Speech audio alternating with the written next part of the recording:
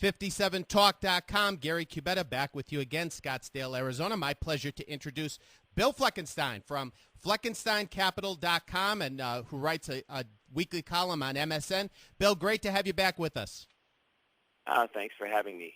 Absolutely. Now, Bill, I came in contact with you via the television about 11 years ago on CNBC, and I remember every time they'd bring you on, I was a big-time bull at the time, and it was like, oh, my gosh, here comes Bill to throw cold water on our parade.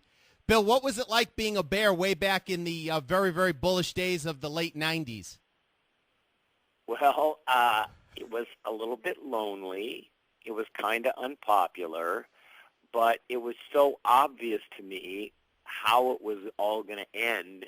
And, people were pretty naive, in that equity bubble. I remember I used to debate Joe Battipaglia about once a week.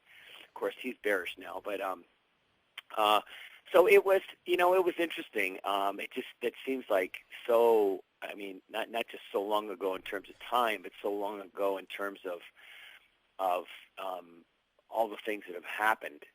I mean, to me, the real estate bubble was even more obvious than the stock bubble. Stock bubble almost seems kind of quaint now, if you know what I mean. Well, absolutely, because the stock bubble, about 50% of the people in the country had stock, but many more were affected by the real estate. First, let's get to the stock market. Dow 10,000, the first time the Dow hit 10,000 was March 29th, 1999. The Dow is now at 10,000, and if you turn on CNBC, I know you're a frequent guest, but it's just amazing. It's as if the last 10 years never happened. And, we've really become a Japan as far as we haven't had the drop, but we're trading sideways for 11 years. It's really amazing. Yeah, and, that was one of the things that I used to point out from time to time is that, here we just had a real-time example in Japan. I mean, when I was talking in the late 90s, the Japanese market had bubble had only burst like 10 years earlier. We could see what was happening to them. And, of course, but there was no amount of logic or information or anything you could say to people to try to get them to sober up. I mean, it seems so silly now, but I remember the battle cry then was, well, where else are you going to put your money?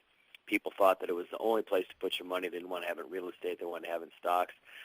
and now when that bubble burst, obviously stocks have been a lousy place to be on balance if you were just if you were just a index fund owner or something like that, or even worse if you had bad stock picking. And that's the consequence of having a bubble. But of course, the Federal Reserve didn't want to deal with any of the hangover of the bubble, and